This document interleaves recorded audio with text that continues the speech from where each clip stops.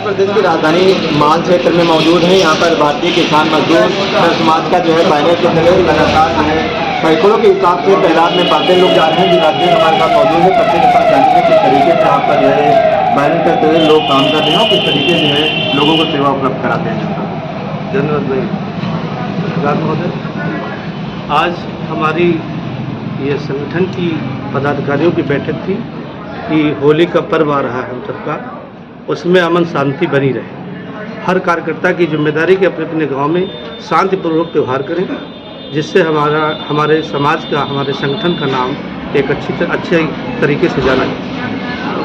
और उसी को लेकर के आज हम सब लोग इकट्ठा हुए।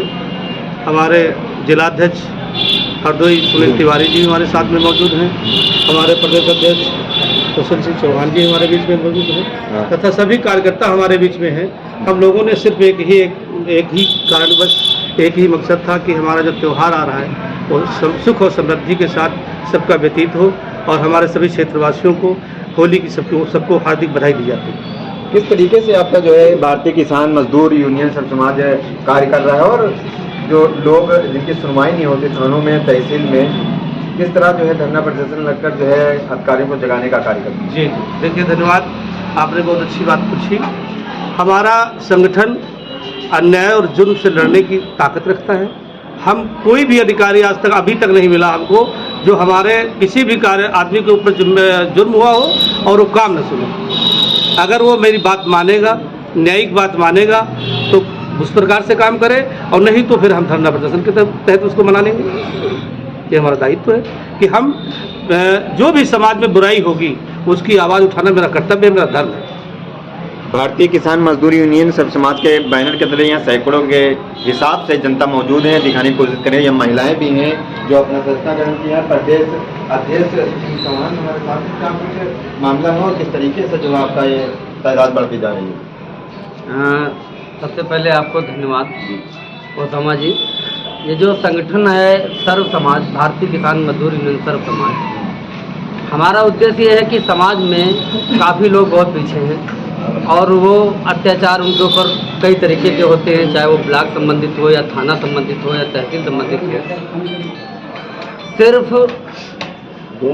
20-25% लोग ही जिनका कार्य हो रहा, बाकी 50-60% जो लोग है मजदूर या जो भी ये सब हम, इन सबका कोई कार्य नहीं किया जाता है। सिर्फ हम लोग टहलते रहते हैं, ये सब जाते अपने कार्य के लिए, भगा दिया जाता है, बताया जाता है, कोई काम नहीं। तो हमारा जो सर्व समाज संगठन है, हम सब लोग एक संगठित हो करके हम चाह रहे हैं कि समाज का जो हर व्यक्ति नीचे पड़ा है वो उठ करके समाज में सामने आए और आगे लड़े। अपने हक के लिए सबका लड़ने का अधिकार है। अपनी बात वो अधिकारियों से कहे, जब कोई नहीं सुनता है तो हम लोग धरना प्रदर्शन करेंगे, जो भी होगा जैसे तैसे उनका काम कराया जाएगा। हमारे सबकी यही विचारधारा रहती है हर समय कि संगठन के जो भी लोग जो है हमारे पदाधिकारी को कोई सताए ना, गलत तरीके से जो उनके लीगली काम है, जैसे आवास है या कोई का शौचालय है, यही बस तहसील स्तर तक और ब्लॉक थाने तक का लोगों का कार्य रहता है, बाकी वो भी कोई यहाँ सुनने वाला नहीं है। योगी सरकार का तो नारा है सबका साथ सबका विकास, तो सब कुछ नहीं जाएगी, तो आपको जो है ये कैसे अपना एक संगठन बनाना पड़ा? योगी जी का तो नारा है वो ठीक है कि सबका साथ सबका विकास, वो वहाँ से कह रहे हैं कि सबका साथ सबका विकास, लेकिन यहाँ पर जो धरातल पर देखा जाए तो किसी का कोई साथ नहीं है, ना कोई विकास है। यहाँ धरातल पर जो है उनके जो भी लोग, अभी एक कोरोना आया था महामारी, तो यदि धरातल पर सबका साथ सबका विकास होता तो बहुत से पैकेज आए जो मजदूर और गरीब किसान के लिए राशन बंटने के लिए आया, वो तहसीलों में सड़ गया। हमने देखा यहाँ पर प्रवासी मजदूर आए, सिर्फ माल हमारे कस्बे में 200 मजदूर और ब्लॉक में हमको फीडिंग मिली सिर्फ 6 आदमियों की। तो इस कदर से काफ़ी लोग वंचित रह गए। वो दिन सिर्फ प्रतिनिधियों की है। अगर जो यहाँ के हमारे सांसद जी या विधायक जी या प्रधान जी या जो भी हैं जो बैठे हैं सत्ते पर, वो अगर जो एक बार सिर्फ ब्लॉक में वीडियो से और या तहसील में एसडीएम महोदय से अवगत करा देते कि कोई भी व्यक्ति हमारा आया है और वो कहीं से छूटना नहीं चाहिए, तो आज सबको वहाँ पर लाभ मिलता कोरोना के टाइम। लेकिन लोगों को आया तो मिलने के लिए, लेकिन फिर भी लोगों के पास सामान पहुँचा नहीं। योगी सरकार का कहना है गाँव-गाँव विकास पहुँचा दिया, कच्चे घर को भी जो है लाल करवा दिया गया है। क्या अभी आपकी ग्राम पंचायतों में जो है अभी कल एक घटना मंझी में हुई है। एक कच्चे मकान की ही वजह से एक व्यक्ति की मौत हो गई। अभी ये कल की एक ताजा उदाहरण है। खबर चल रही है कि शासन प्रशासन जो है रोया हुआ था, अभी आलाधिकारी मौके पर नहीं पहुंचे। बिल्कुल कोई नहीं पहुंचा। ऐसे अगर जो धरातल पर देखा जाए, जैसे प्रधानमंत्री जी ने शौचालय बनवाए, कहते हैं कि हमने 1200 करोड़ या इतने शौचालय दिए। अगर जो हकीकत में देखा जाए तो जिनको शौचालय मिलना चाहिए था, आज उनके पास शौचालय नहीं है, उनको शौचालय नहीं दिया गया। आप देख सकते हैं, सिर्फ एक ब्लॉक की अगर जो जांच कर ली जाए गहन तरीके से, तो उनके घर में शौचालय नहीं बना। ये जो हाईटेक शौचालय बनवाए गए, अधिकतर अगर जो माल ब्लॉक में 50 शौचालय बनाए हैं, तो सिर्फ 5 शौचालय चल रहे हैं, बाकी सब में ताले पड़े हुए सब बंद है। तो ये सब सरकार ने तो अच्छा काम किया, लेकिन उसका दुरुपयोग हुआ। अभी बाजार गांव का एक शौचालय लीजिए, कहीं का आप ले लीजिए, हमने कई शौचालय में एक शौचालय बना है गोपालपुर, वहाँ ताला आज भी पड़ा है। शौचालय अंदर से कोई सुविधा नहीं है, सिर्फ बाहर से उसको डेंट बंद करके उसका उद्घाटन कर दिया गया, शौचालय चल। ऐसे भ्रष्टाचार में लिप्त कौन रहते हैं, किस तरीके की कौन किसकी ज़्यादा भूमिका संदिग्ध रहती है? अब संदिग्ध भूमिका तो ये अब सरकार ही जान सकती है क्या है भाई। जो उनका मैदान पर कर्मचारी बैठे हैं या जो उनके अन्य लोग हैं, तो ये वही लोग जान सकते हैं कि ये क्या है। अगर जो ये सरकारी मशीनरी सही हो जाए ना, तो हर व्यक्ति का लाभ उसके घर तक के पहुँच जाए, हमारे यहाँ तक विचार है। लेकिन होता क्या, अभी चुनाव आ रहा है, कोई भी चुनाव का प्रत्याशी, कोई भी प्रत्याशी हो, हर घर जाएगा और हर घर से वोट मांगेगा, और उसके बाद उसका जो भी सिस्टम है, ये जो पर्ची आती है चुनाव वाली, एक एक नहीं 4-4 प्रत्याशियां उनके घर पर के वोटर की पर्ची दे आते हैं। और अगर जो इसी तरीके से सरकार का कोई लाभ है हर लोगों को पहुंच जाए, तो ये सब खत्म ही हो जाए।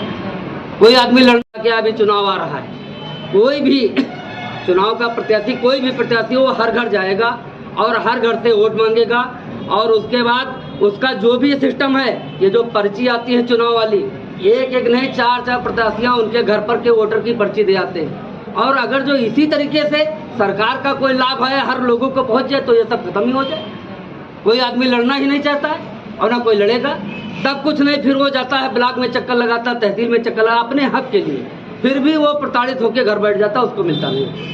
ये सुशील सिंह चौहान थे, प्रदेश अध्यक्ष हैं, जो भारतीय किसान मजदूर समाज के प्रदेश अध्यक्ष हैं। किस तरीके से बताया कि आप जो राशन आ रहा तो अफसरों के घर गया, और राशन जो बच गया वो तहसील में रहकर सड़ चुका है।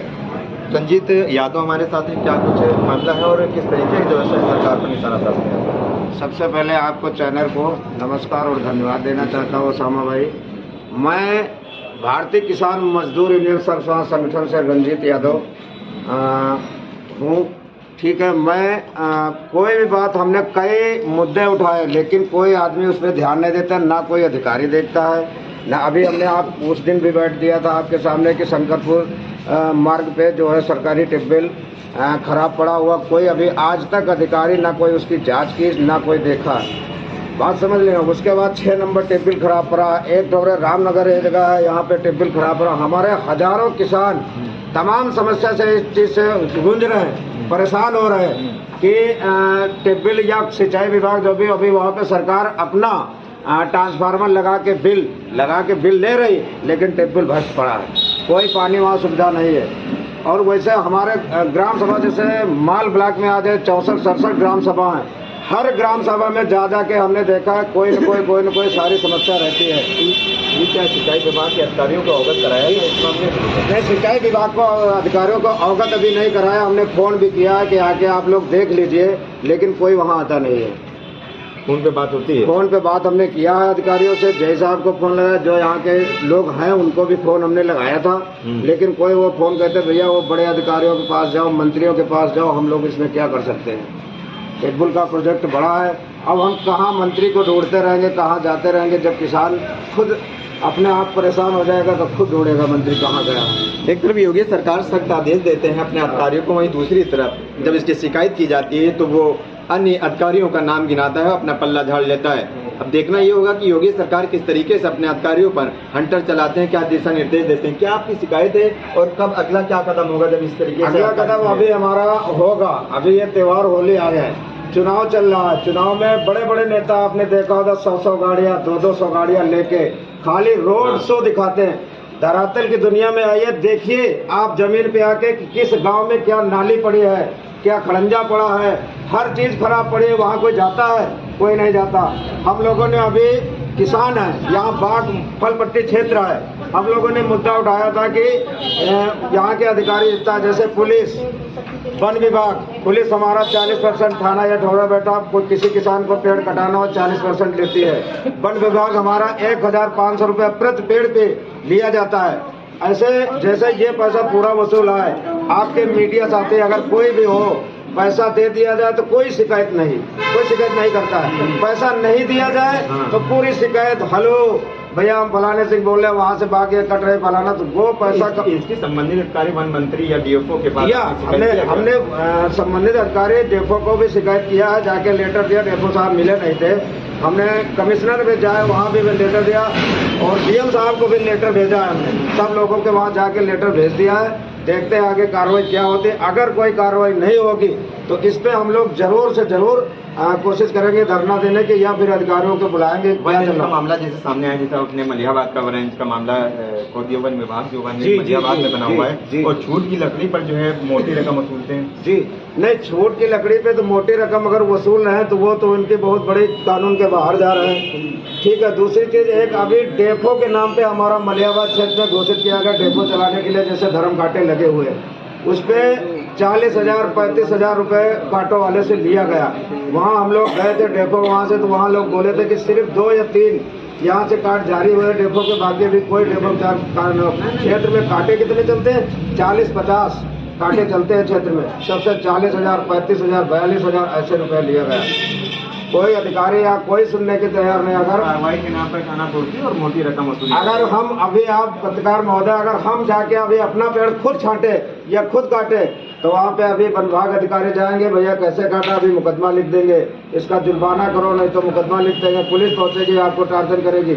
और वैसे अगर उनसे सिर्फ पूछ ले भैया हम आपको पैसा दे देंगे, कटा लेंगे, तो कोई नहीं आएगा पूछने, कट जाएगी आराम से। ये सब खेल बहुत चल रहा। हमने देखा जैसे ग्राम सभा कार्य को संज्ञान में दिए, संज्ञान में है, हम संज्ञान में दिया है, लेटर दिया, सब कुछ किया, सब कुछ मालूम है, तब भी कुछ नहीं हो रहा। तो अगला क्या कदम होगा? अगला कदम होगा अभी त्योहार होने के बाद में, अगर ये रुका नहीं काम या अधिकारी काम रोका नहीं तो फिर हम लोग इस पे संगठन से, हम अपने जिलाधिकारी से मिलकर, जिलाध्यक्ष से मिलकर हम आगे कदम बढ़ाएंगे। आप देख रहे थे रंजीत यादव थे, जिस तरीके से जो है अधिकारियों पर जो है भड़क रहे थे और मोटी रकम जो है वसूली जाती है। देखते हैं जैसे रंजीत यादव बता रहे हैं, अधिकारियों की जो है कमियां गिना रहे हैं, और योगी सरकार एक तरफ जो है 0 टॉलरेंस की बात करती है कि अत्याचार नहीं होगा, और ना जो है घूस ली जा रही है, और अधिकारियों पर भड़क रहे हैं। क्या कुछ कहेंगे? सबसे पहले मैं आपको धन्यवाद दूंगा। आपको पता है, लगभग सारे भारतीयों को पता है कि भारतीय अर्थव्यवस्था में 17% की भागीदारी हमारी है, किसानों की भागीदारी है।